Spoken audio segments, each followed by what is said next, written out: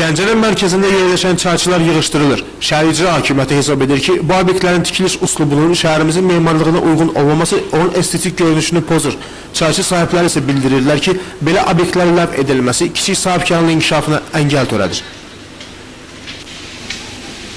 Gördüğünüz o tikinti, mən özüm bura baxıb, ora baxanda utanıram. Nəyə görə ki, bu cür gözəlliyi yaradan mən orada şəhərimin gözəlliyinə, arxitekturasına uyğun heç nə yarada bilmirəm. Müraciət eləmişəm başçıya ki, icazə verin, mən də yüksək memarlıq üslubunda öz vəsaitimlə gördüyünüz bu putkanı söküm yerində şəhərimizə uyğun, gözəl bir şey istəyirəm. Ancaq ona bu müraciəti nəzərə almayıblar.